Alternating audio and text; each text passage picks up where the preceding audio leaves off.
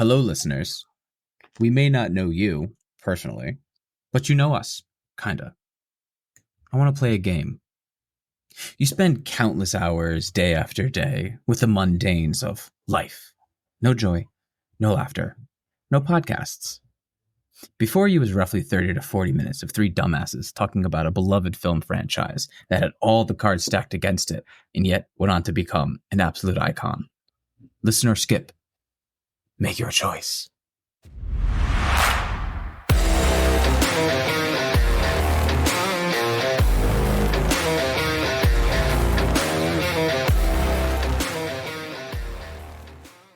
Before we begin today's episode, we would like to share a quick disclaimer. The views, opinions, and statements expressed by the hosts and guests on this podcast are their own personal views and are provided in their own capacity. All content is editorial, opinion-based, and intended for entertainment purposes only. Listener discretion is advised. Welcome to another episode of the Black Curtain Club podcast. That's what this is. Anywho, today I have the other hostess with some of the mostest, but not like cream-filled cupcake, Angie. And joining us tonight is actually a near and dear, very special guest. My dog Steele is sitting next to me, but that's not who we're talking about. Wow. My beloved Loren. Ladies, how are you tonight? Pretty good. And Loren, I definitely want to welcome you to the Black Curtain Club. Thanks for having me.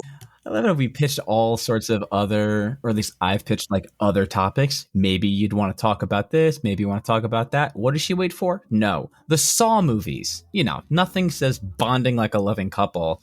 Like, I can't even think of a funny joke of how to describe them. Everyone knows the Saw movies. And if you don't, this you're going to learn today. Hell yeah. I'm assuming because we've talked a little bit about them in past episodes. Angie, you know about these movies. You've seen the movies. You're ready for them. Oh, yeah. Love the movies. Absolutely. Obsessed with them. Yep. Aren't you just? So I'll give a little bit of a tidbit of why I find it kind of fitting that Loren is joining us tonight. I don't know about all y'all's, but spooky season for me starts September 1st. Always starts that. So we'll decorate for Halloween, and it goes into full-blown overdrive. Spooky's a year round, but it extra starts on September 1st. We have a lovely tradition where we put on the Saw movies, and we decorate. So I guess that's just it's perfect. We know they're not the best movies. They're not the best horror movies, but they hold a very special place in both of our hearts. Whether we have to cut them out or not to, get away in a minute or less, that's completely up to interpretation. But still, I've always loved these movies. I remember when we were first dating, I kind of said something about them or made like an obscure reference. And she was like, oh yeah, because of that. I was just like, wait a minute, what? So it was like the weird thing that like she was like one of the first weird things that I really liked, that I knew she liked. And I was like, nice. So then it just kind of went from there, and it was kind of great. So I'm going to say something really cheesy. Please. The couple who slays together stays together. And with that, thanks for listening today, everyone. Make sure you check us out on all platforms. Couple that slays together. That was pretty good. Yeah. I just want to get too into this one. Loren, you care to tell Angie and our listeners a little bit about you? Because I think I know a thing or two, but I don't want to speak for you. Sure. I am mom of two and a dog. Chef by heart and college degree. And just trying to survive like we all are. And the Saw movies are like my guilty pleasure movies, so this is definitely a good spot to be tonight. I feel like a lot of people don't really care about these movies because, at least the first few, because of they're like you said, they're not like good, but they're good. Hey, you throw some respect on that first one, though.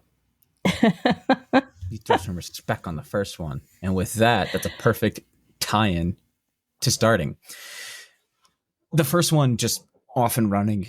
The first time I saw it, I watched it. My older brother and I, we saw this in the movie theaters. He was I want to say he was like just old enough to like sneak me in to R-rated movies. It was the very first rated R movie I saw in the movie theater, and I was definitely way too young to have seen it.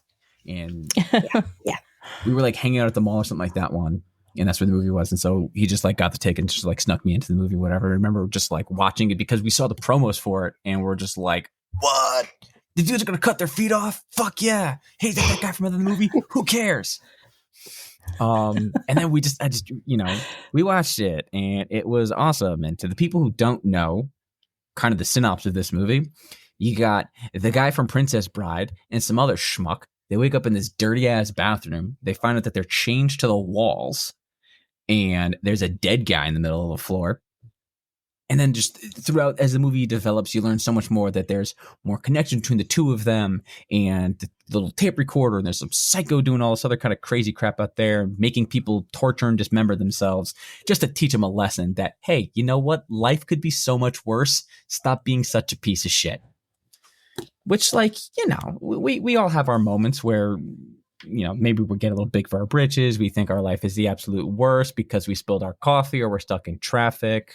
Meanwhile, the main baddie throughout these movies,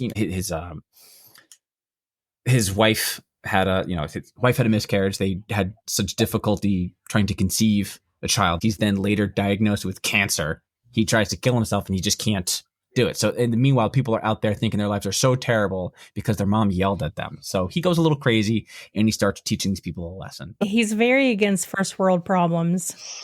Yeah. Exactly. Good message. Maybe the wrong way to go about it, but good message. Great idea. It just needs to work. My man, he's got the right idea. He got the spirit. He's just a little confused. You know what I mean? Yeah, he needs better execution. Oh, pun intended.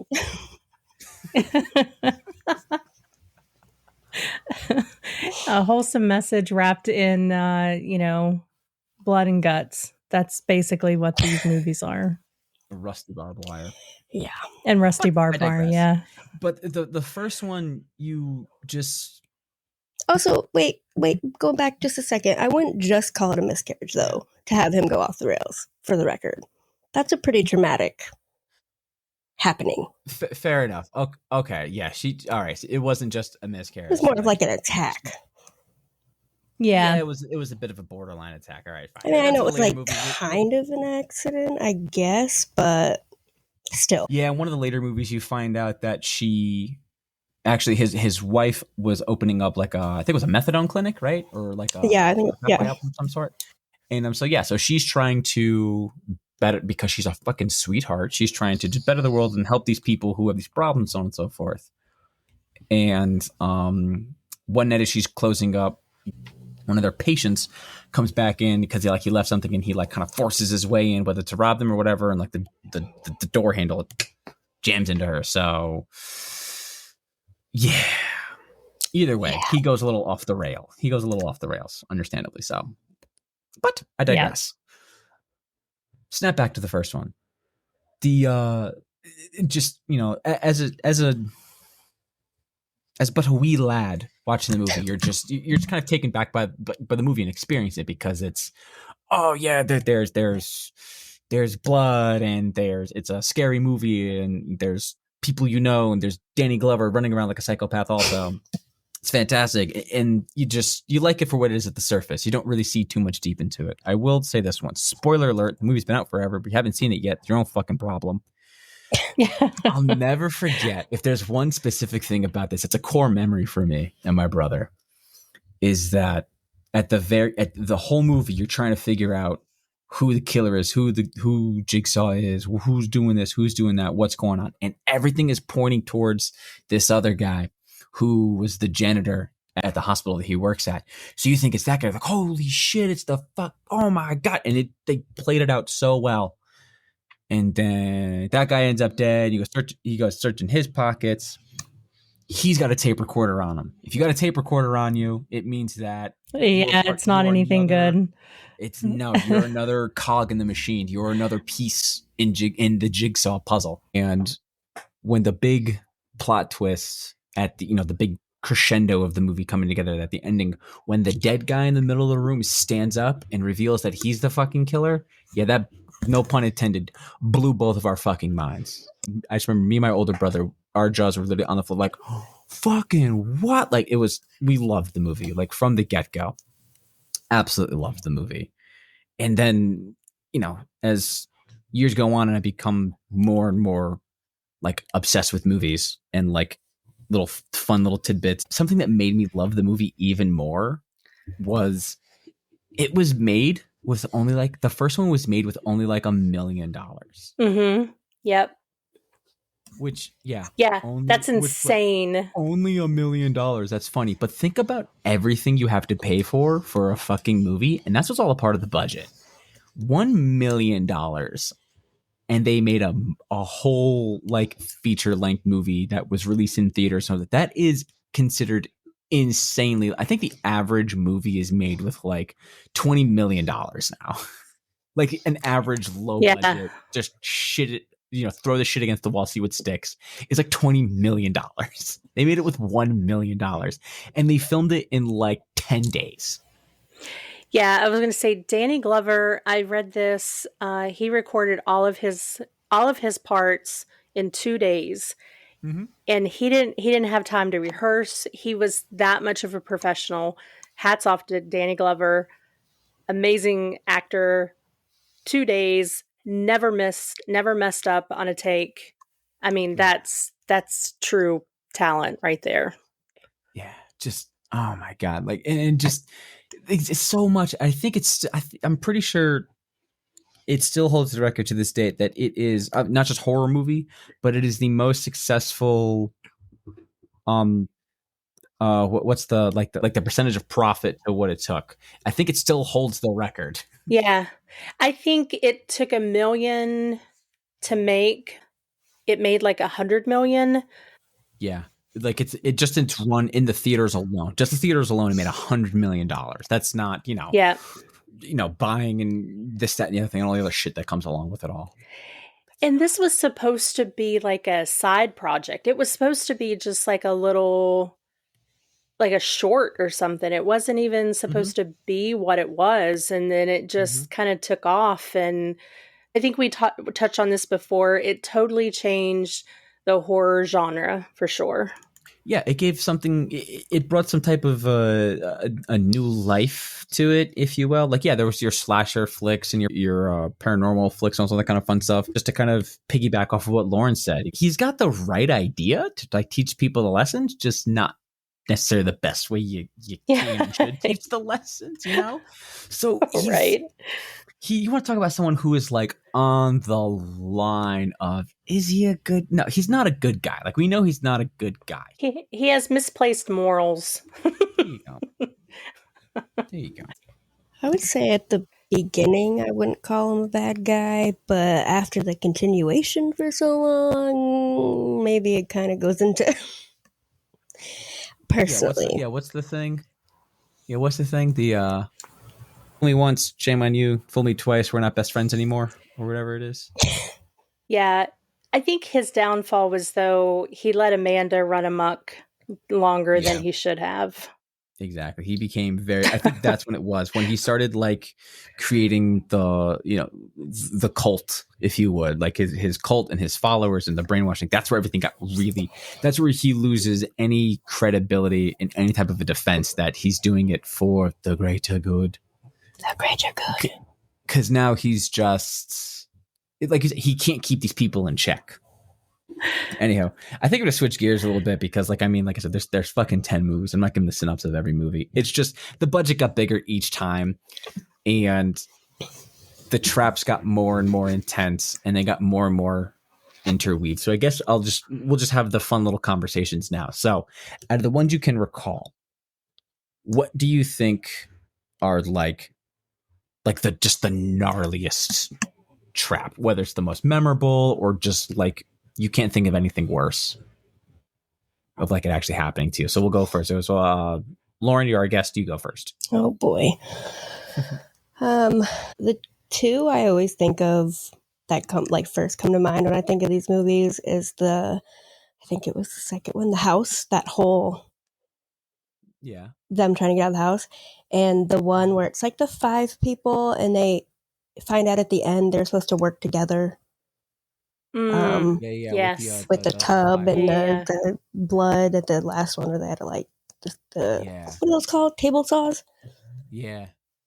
I don't know if those are not really like the gnarliest, but for some, those are the only ones I always think of. So just the whole house, literally everything about the house is just. I mean, I think it's because it's like the point of it. Like it wasn't just like for one person to get out or whatever. Like how most of them are. It's like a whole. Fair enough. Yeah, that's true. That's just like, yeah, because they were pumping gas into the house anyway. So like you're slowly dying from the poison also. Like Right. That's pretty rough. got like the maze aspect of it. Crazy. Yeah, and that had the needle pit in it too. Yep. Oh God, there it is. Yeah, I was gonna keep my mouth shut, but Yeah, the needle pit. Yeah. I think for me, the one that makes me gag, I get like physically ill, was I think the third one with the attorney he was a judge tied The up pigs. in the bottom of the pit, the pigs. Oh, that's bad. That makes me want to vomit. I can stand like the things going in the eyes, or like all of the people being sawed into, but that like the rotting pigs in their like that's so what made it gross. so much worse. Like it sounds fucked up, but like it's one thing if it was like a regular butcher shop and those were quote unquote fresh pigs to be slaughtered. Right. You know what I mean? Yeah. It's Yeah. at that point. They were rotting. There was maggots. That is one thing about these movies. I envy that they're movies and not being a part, because like the building just looks dirty. Like the bathroom just like they go back to that same bathroom from the first one in like 3 different movies, and the bodies are still fucking in the second one. Adam's body is still in there, and then what is it? Then it's I think same thing. Then they go back to that same bathroom in like the 5th one, and same thing. I think the corpses are still there.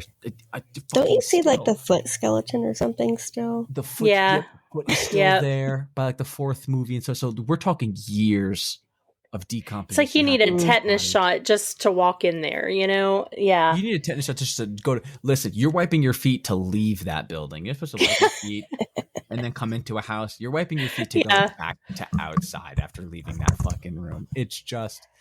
But it's with the pig pit, like it looks like they did so good with that special effects, because whatever that was, it looks like looks like rotten water coming in, but it's also slimy. It has like guy, we're just and like he's close my eyes and I see it right now. And I'm gonna make myself gay. And he's like laying there, and you see this stuff splash, and like I just know, like that is going into his mouth. Like he's tasting it, smelling it. It's in his eyes. It's I'm gonna get myself sick. It's in every orifice in his body. It's just all over him. Like honestly, even if you lived through that one, I would have just offed myself upon leaving that, because like you're not the same. There's no amount of drugs or therapy that can fix that. Like.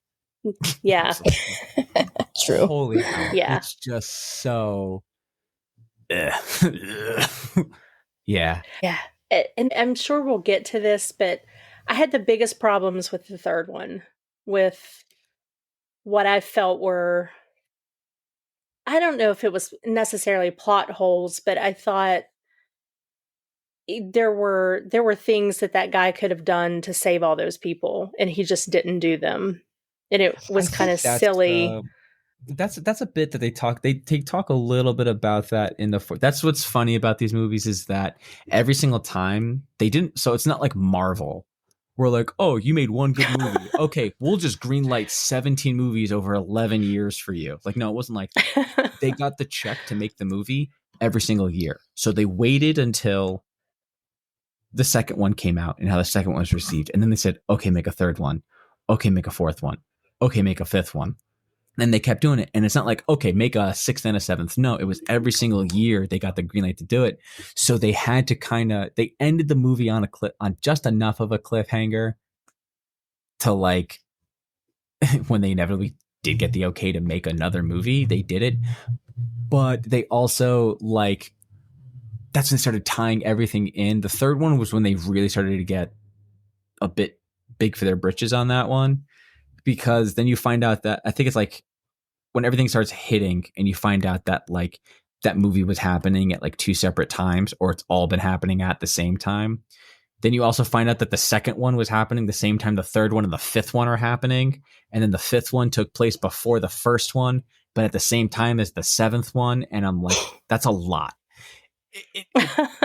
It all makes sense as you're watching the movie, because they like, oh my God, there's the fucking person and the thing. And oh my God, that it makes sense when you're watching the movie.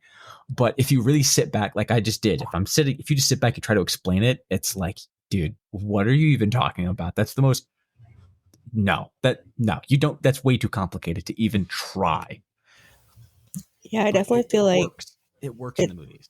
Yeah, I would say I definitely feel like you watch it and you're like, yep, makes sense. And you literally turn it off and go, nope, don't get it when you try to think back to it. All of it. You try to, and it was just, nope, don't got it.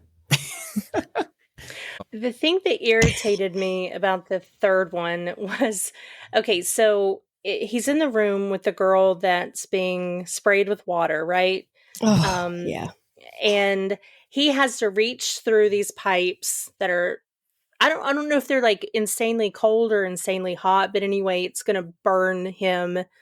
He's going to have to press his face up against them in order to reach the thing to save her. Yeah. Dude, okay, take your sweater off and put it as a barrier, against your skin. Like, I was watching that and I was thinking, you have clothing layers. Take them off and just put your face up against it. It's going to burn through the clothing.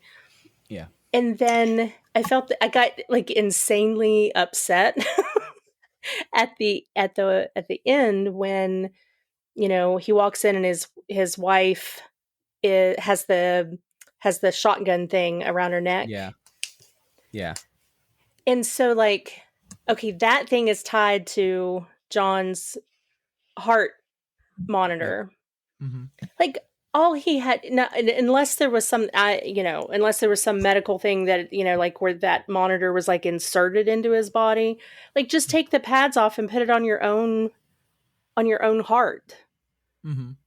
Like, you could have saved your you could have saved your wife. He didn't know, and yeah, he did. He didn't know about it until afterwards, until he already killed him, because it's all on her for not fucking explaining. Hey, I know you're mad, but don't kill that fucking guy, because you see this. Yeah, this isn't lovely. Well, yeah, I want to buy. These are fucking 12 gauge buckshot. Like, don't do it. But like, there was a moment right before, like his heart rate, and she's like, no, like, and she's telling him, like, he just kind of stood there with this dumbass look on his face, like, oh my God, like everything was moving in slow motion. And I'm like, just get the things off his chest and put it on you. They're sticky pads. Just put it on. I was like, in my mind, unhinged at that movie, watching it again. I can also only assume that, like I said, nothing is explained, and like I said, we're kind of going in our own things. But like, yeah, it's attached to the heart rate. So like, as soon as it reads that there's not a heart rate, even if they become detached, it's going to set it off. I can only assume that. Yeah, like once it starts, it doesn't stop. Exactly. Scenario. Yeah. Mm-hmm. I mean, probably like speed, but lower budget. I also think the woman who was in the ice, that was like the first one he came across, right? First or second? Yeah. Yep. So I give him a little bit of a benefit of the doubt there, because you're in shock. You don't realize what's happening. You probably didn't realize she was actually going to die, I guess. I don't know. So like, maybe, sure, but that's like the only one I'd be like, all right. Yeah. Like, Your adrenaline hasn't hit yet, I guess. The one I can't think of one that's worse. I arguably think it's the rack. The guy who hit his son. Let me paint the picture for you, peeps. This guy is strung out. Each of his arms, he's completely set up in this monstrous rack where his arms and his legs and his head are set in this. They're all sandwiched in these contraptions. And as the timer starts, one thing at a time is starting to twist and twist and twist. So it's going to go with one of his arms. It's going to just start turning. And it's this giant rusted metal thing. So you know exactly what's going to happen. So it's going to completely twist his arm. His arm starts popping out of its socket and the bones are breaking and this and that. Then go the legs. And then goes this. So it's just going and going. So literally it goes arm, leg. He's just being completely, he's like being flipped inside out. And then the head, as this guy is now screaming in horrid pain, then the head starts going and you're like, oh, fuck. You just know. And honestly, though, even if they did that and they didn't turn his head completely around, I really think that guy would have ended up dying anyway. Like, the blood loss.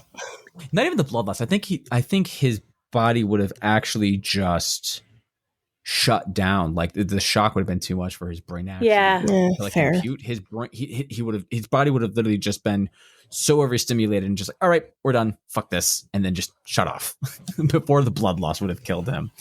Because like both his femurs are completely out. Just he's a mess. He's a goddamn mess. I guess my last question would be: is there any of the traps you think you could have made it through if you were put in any of them? Because like I said, there was a couple of them. If you just sat and you thought rationally. I feel like I said this before to you. The one with the skinny girl and the fat guy, and she chops her arm off. Yeah. I feel like because they have to do the weight or whatever. I feel like I could definitely do that. Because like right from the beginning, you're like, oh, I can live without an arm. I'm just gonna go ahead and say this one. You can cut this out in editing. It's totally fine. I have to make the joke. For you guys, it'd be very simple unless you guys were in that trap together. Cause like, oh my god, I'm gonna die. You can live with one boob. Okay, but that's true. You can live without both, but it would be a lot harder to cut off than just taking a cleaver like she did and chopping an arm off. You just one fell swoop, just whoop-ah. We saw that. I remember when we first saw that one, but we watched that one, and you were like, "Finally, someone's fucking thinking. Like, just take cleaver, just bite down. Don't be such a bitch. Wham! Just take it out." You were saying that someone was finally smart. She was a little at the beginning because she tried to cut her stomach fat like the big guy, and I'm like, "What?" Like her finger or something like that one, yeah. But yeah, she looked for it or whatever. The joke was there. It was. I had to say it. I was like, "Listen, if either of you guys were in that trap, you guys would be fine, unless you were against each other. I don't know, but if you guys were up against that fat guy, listen, just pick your favorite, take the other one, and send it. You're fine. You're good." But we could take turns. We could lop him on there and take turns hacking him off. Yeah, we could have teamed up and beat that guy. Yeah, for sure. 100%. Oh well, yeah, because fuck that guy. Man. I will also say the ponytail one.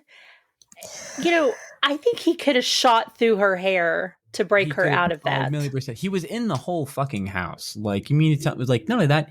He could have cut the fucking hair. It was a knife. Yeah, it's gonna hurt like a mother, but it's like. Yeah. Side note, everyone that I was thinking of in my head, y'all have talked about. The ice one, the ponytail. Like when the first question, kind of like after like I said mine, things kept popping in, and then everybody, and then I think it was just Angie. It was like, oh yeah, and then the ice chick. Oh, and then the ponytail. Yep. Same so wavelength, I guess. Yeah. It just kind of make me laugh though, because with I see the ponytail one now. I see as in a whole new light with learning that there's a very specific kind of people out on social media, specifically TikTok. I'm looking at y'all. Oh. Some of you kind of like I could see there being a line to be that woman from some. I think I know a couple people who would be like, "Wait, why does this seem so bad? She's the lucky one in this." Yeah, until your scalp rips off. Yeah, until she's getting scalped. Yeah. Potato panini therapy, same thing. I will say this in that one. I don't know why I can't help but laugh at this one, but at the end of it, that's the one where you find out what happened to Donnie Wahlberg after his movie. Yeah. He's got the boot on because his leg's all fucked up. One. He's suspended by this. He's being, hung and suffocated by a chain or whatever. But it looks like he has a fucking dog collar on. It's the biggest block of ice you've ever seen in your fucking life. Like, what?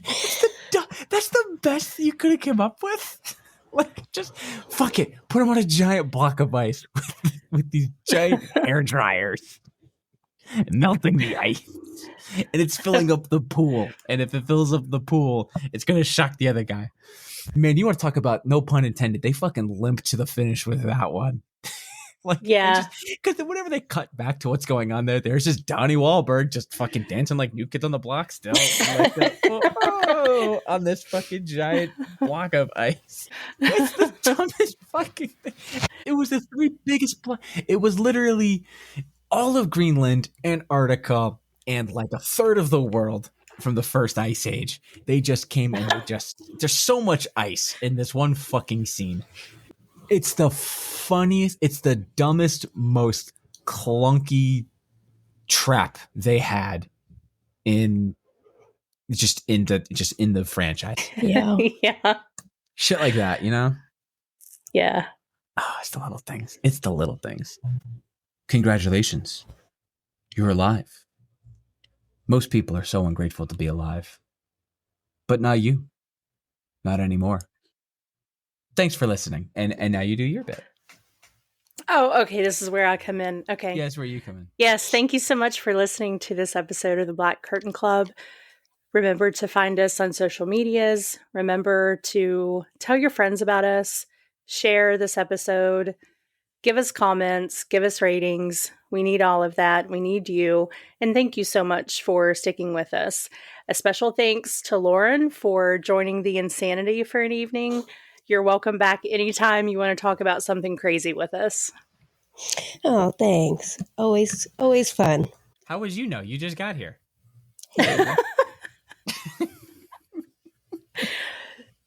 So with that, bye, everyone. Say bye, Kyle. Oh, bye, Kyle. Say goodbye, Loren. Bye.